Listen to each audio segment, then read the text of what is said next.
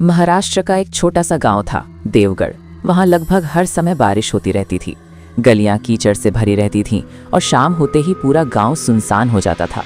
लोग जल्दी जल्दी अपने घरों में चले जाते थे क्योंकि रात में वो जगह अजीब सी डरावनी लगती थी। उसी गांव में एक लड़का रहता था, राघव। उसकी माँ सीता एक पुरानी और टूटी हुई हवेली में काम करती थी। लोग कहते थे कि उस हवेली में बहुत सारा सोना छुपा हुआ है। हवेली के अंदर एक बूढ़ी औरत रहती थी जिसे लोहे की जंजीरों से बांध कर रखा गया था। उसके बाल उलझे हुए थे और उसकी आंखों में अजीब सा डर था। एक दिन राघव खेलते खेलते उसके पास चला गया।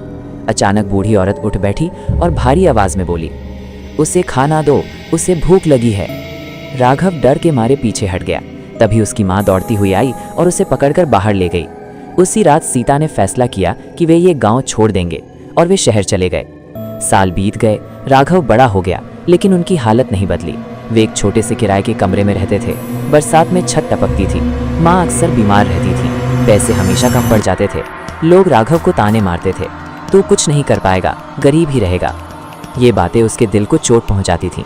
वो रात में छत की ओर देखते हुए सोचता, क्या मैं हमेशा गरीब ही रहूंगा? उसे बार बार देवगढ़ की वही हवेली याद आती, छुपा हुआ खजाना याद आता। एक दिन जब घर में खाने के लिए भी कुछ नहीं था, उसने तय कर लिया वो वापस जाएगा। इस बार वो डर नहीं रहा था। वो गरीबी से थक चुका था। उसके मन में सिर्फ एक ही बात थी, अमीर बनना है। वो देवगढ़ लौट आया। गांव वैसा ही था, बारिश, कीचड़ और सन्नाटा। वो हवेली के अंदर गया। सब कुछ टूटा हुआ और खाली था।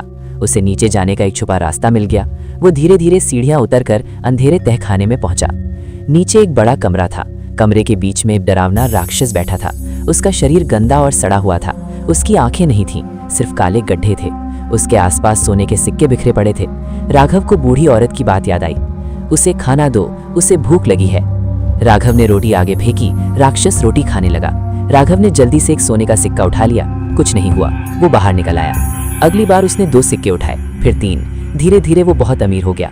शहर में बड़ा घर खरीदा, अच्छी गाड़ी ली, आराम की जिंदगी जीने लगा। लेकिन उसका मन फिर भी नहीं भरा। उसने अपने बेटे मोहन को भी ये राज बता दिया।